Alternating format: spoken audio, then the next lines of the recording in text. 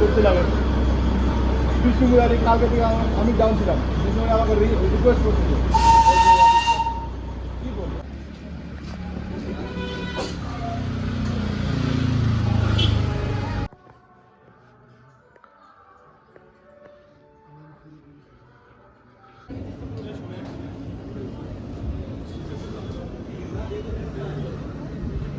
নমস্কার সবাইকে আরেকবার। তো চলে এলাম এই দার্জিলিং ভ্রমণের দ্বিতীয় পর্ব নিয়ে। তো সেদিন আমরা হোটেলে ঢোকার পরে একটু ফ্রেশ হয়ে আমরা বেরিয়ে পড়েছিলাম ঘুরতে। তো আমরা ঘুরতে ঘুরতে আবার সেই গ্লেনারিজের সামনে দিয়ে কেভেটার্সের সামনে দিয়ে গিয়ে আমরা চকবাজারে যাওয়ার জন্য রাস্তা খুঁজতে শুরু করেছিলাম। এই দেখুন আমার ওয়াইফ রাস্তা খুঁজছে। তো তারপর ও জিজ্ঞেস করেছিল কোথা দিয়ে যাওয়া যায়।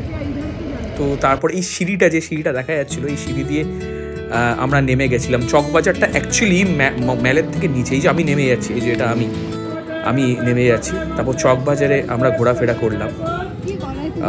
কেনাকাটা কিছু করা হয়নি, কিন্তু খুব হ্যাপেনিং জায়গা আর কি। মানে সবাই ওখানে খুব কম দামে জিনিসপত্র 100 টাকা 200 টাকা 300 টাকা 400 টাকায় ভালো ভালো জ্যাকেট পাওয়া যাচ্ছে ওখানে। শীতের পোশাক আপনি বলতে পারেন, অনেক ভালো ভালো জিনিস পাওয়া যাচ্ছে ওখানে খুবই কম দামে। মানে আপনি যে দামে জিনিস ওরা বলছে তারপরে যদি আপনার মনে হয় যে আপনি দরদাম করবেন, আপনার একটু হলেও একটু দ্বিধাগ্রস্ত আপনি হবেন যে হ্যাঁ দরদাম করবো। এরপরে একটা এরকম যেটা আমাদের কলকাতায় 1000 টাকার নিত জ্যাকেটটা সেটা এখানে 300 টাকা 400 টাকা বলছে, তারপর কত টাকা কম দেবে। তো সেরকম ব্যাপার আর কি। তো আমরা ঘুরলাম, তারপর খাওয়া দাওয়া করলাম ওখানে। ওই বিভিন্ন জায়গায় চাউমিন মোমোজ ও সব কিছু নিয়ে বসে আপনারা দেখুন। চকবাজারে গিয়ে যেখানে সব কিছু পাওয়া যাচ্ছিলো আমি নিয়েছিলাম ফালে মোমো। আমি খেয়েছি আগে, আমরা সবাই খেয়েছি, চিকেন পকোড়া ললিপপ সব ওখানে পাওয়া যাচ্ছিলো। তো ওখান থেকে আমি ফালে নিয়েছিলাম আর 1 প্লেট করে মোমো নিয়েছিলাম, আমরা খেয়েছিলাম। খাওয়ার পরে আমরা আবার ওখান থেকে ফেরত এসেছিলাম ম্যালটা অ্যাকচুয়ালি হচ্ছে গিয়ে ওখান থেকে অনেকটা ওপরে।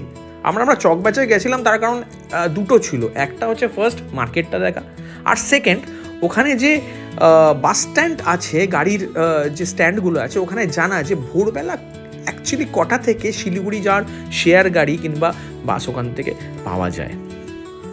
তো সেইটা জানার পরে আমরা আস্তে আস্তে আস্তে আস্তে আবার ফেরত আসতে থাকি ম্যালের দিকে।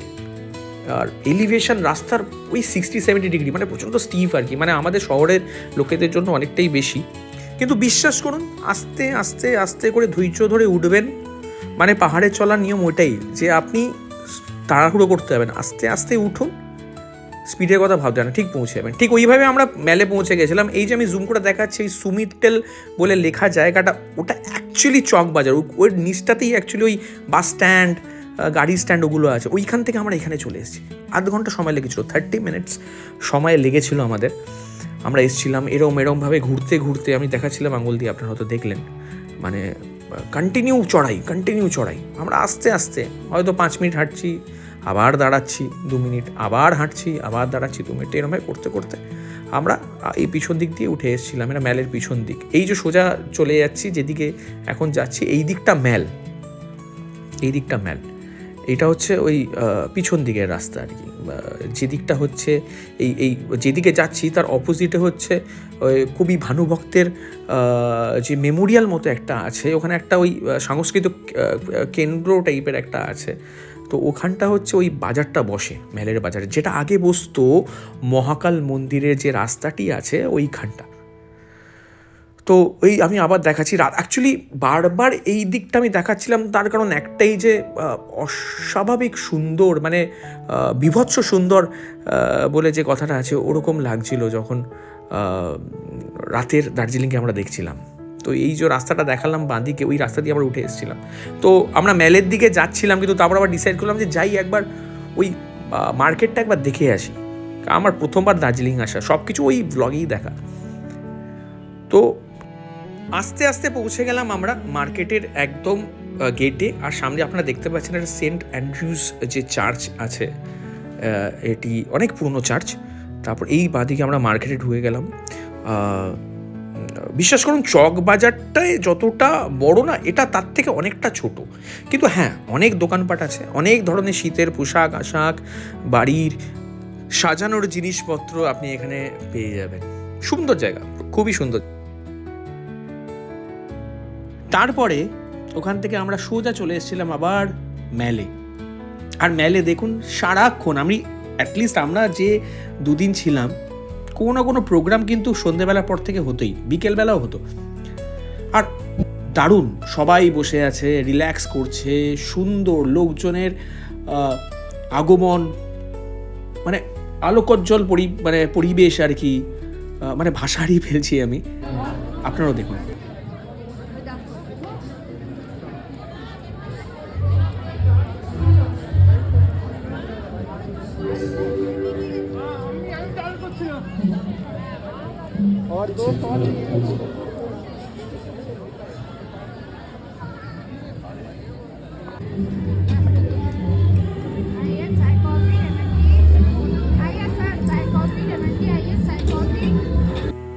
শুধু ঘুরলে হবে, রাতের ডিনারও তো ব্যবস্থা তো করতে হবে। চলে এসেছিলাম গ্যাংজং রেস্টুরেন্টে। 1967 থেকে এনারা দেখি টিবেটিয়ান খাবার সার্ভ করছে। কেভেন টার্নসের সামনে দিয়ে যে রাস্তাটা নেমে গেছে সেখান থেকে ডান দিক ঘুরে আবার বাঁ দিকে নিচের দিকে একটি রাস্তা চলে গেছে, এলিভেশনে 60-70 ডিগ্রির মতো। নেমেই ডান হাতে, কিছুটা হাঁটার পরেই ডান হাতে আপনি পেয়ে যাবেন এই রেস্টুরেন্ট। ওখান থেকে খাবার দাবার নিয়ে আমরা আবার পার্সেল করে নিয়েছিলাম খাবার, অবশ্যই হোটেলে গিয়ে আরামসে বসে দুজনে গল্প করতে করতে খাবো। ওখান থেকে আবার আস্তে আস্তে উঠে আমরা আবার কেভেন টার্নস গ্লেনারিজের সামনে দিয়ে হোটেলের দিকে যাত্রা শুরু করলাম।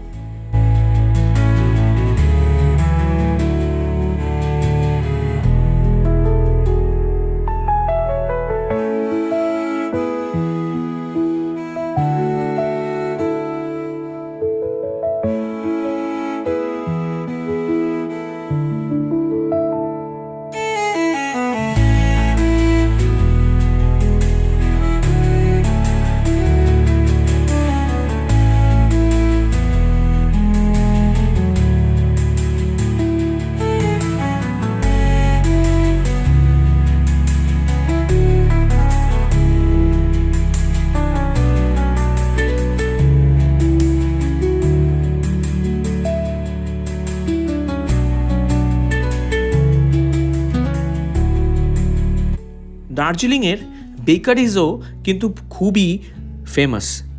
তো আমরা হোটেল যাওয়ার সময় কিছু বিস্কিটস, কুকিজ আর দুটো ডোনাট নিয়েছিলাম।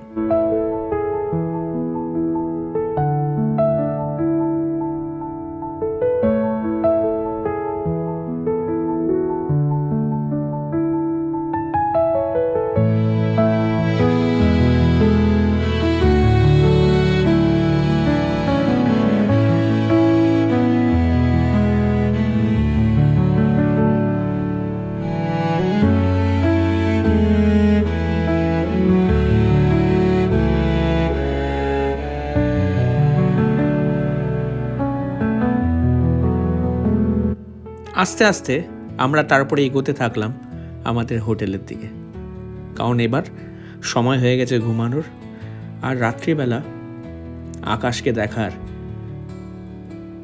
আমাদের ব্যালকনি থেকে।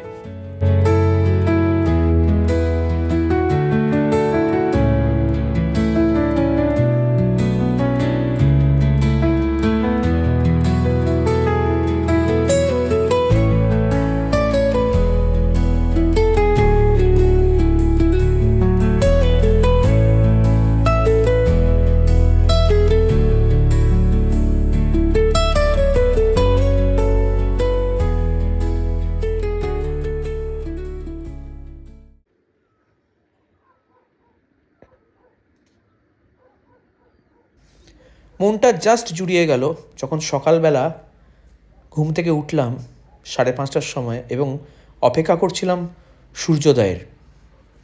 আর যখন সূর্যোদয় শুরু হলো, চারিদিকের দৃশ্য অপরূপ হয়ে গেল, অসাধারণ লাগছিল। সূর্যোদয় দেখে আমরা আর সময় নষ্ট না করে বেরিয়ে পড়লাম সকালের দার্জিলিংকে দেখতে। অসাধারণ, দারুণ পরিবেশ, রৌদ্র করোজ্জ্বল আবহাওয়া, আর আমরা আমাদের যাত্রা শুরু করলাম মহাকাল মন্দিরের দিকে। হর হর মহাদেব।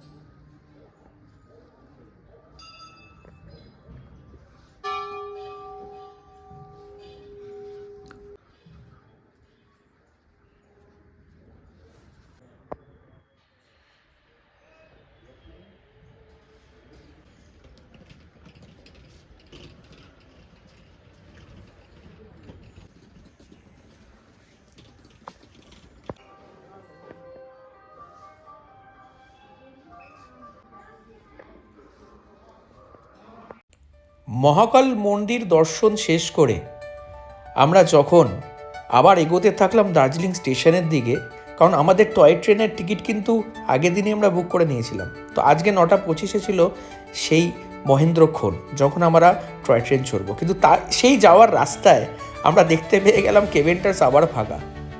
সময় নষ্ট না করে ঢুকে পড়লাম এবং বসে পড়লাম টেবিল নাম্বার 1-এ এবং আবার কাঞ্চনজঙ্ঘা দেখিতে দেখিতে ব্রেকফাস্টটি সেরে ফেললাম।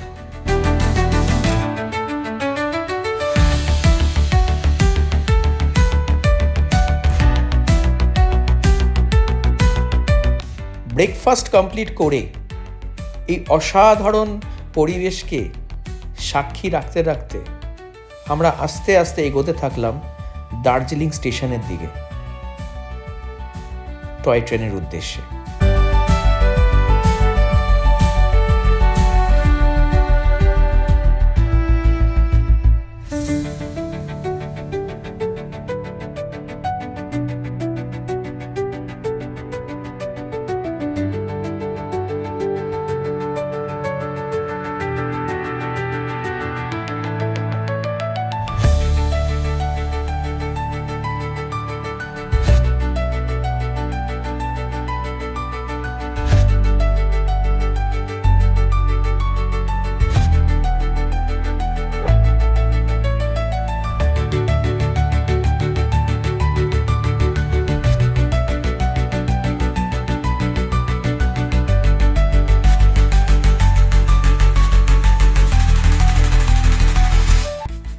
ট্রেন আমাদের দাঁড়িয়েছিল প্ল্যাটফর্ম নাম্বার 2-এ, আর চোখের সামনে দেখতে পেলাম স্টিম ইঞ্জিন এগিয়ে আসছে বগির সাথে কাপলিং হওয়ার জন্য।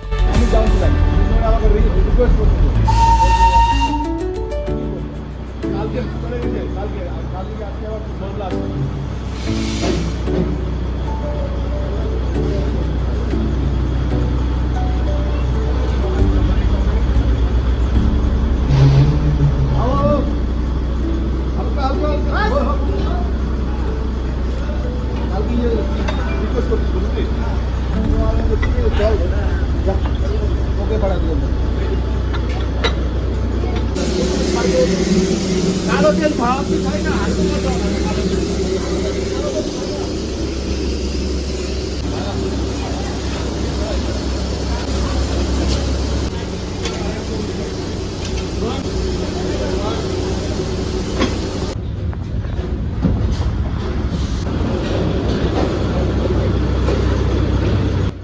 ব্যাস শুরু হয়ে গেল আমাদের জার্নি দার্জিলিং থেকে বাতাসিয়া লুপ হয়ে ঘুম থেকে আবার বাতাসিয়া লুপ হয়ে ফেরত আবার এই দার্জিলিং স্টেশন। যাওয়ার সময় বাতাসিয়া লুপে অবশ্যই দাঁড়াবে ট্রেনটি, কিন্তু ফেরার সময় বিনা হল্টে দার্জিলিং স্টেশন চলে আসবে।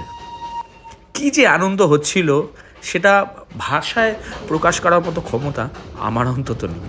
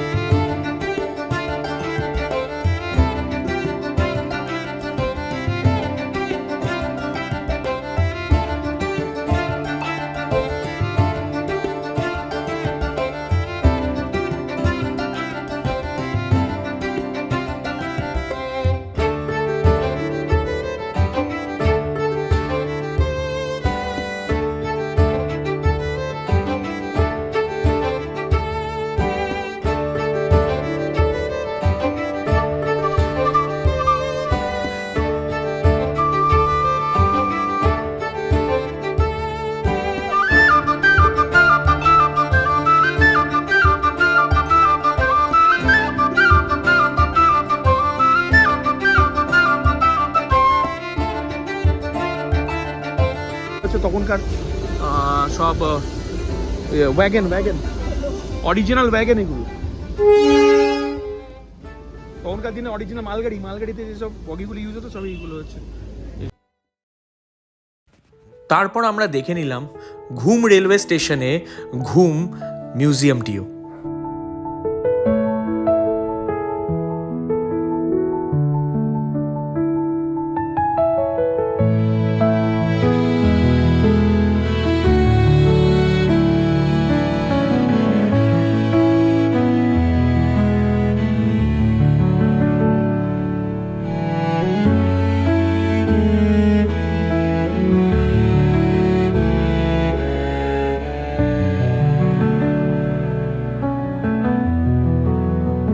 এবার পালা ফেরত আসার।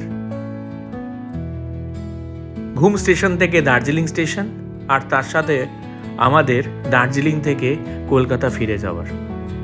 এরপর আমরা দার্জিলিং স্টেশন ফিরে আসার পরে আমরা একটু এদিক ওদিক ঘুরে বেরিয়েছিলাম আর এনজয় করেছিলাম the last night on the Darjeeling mall.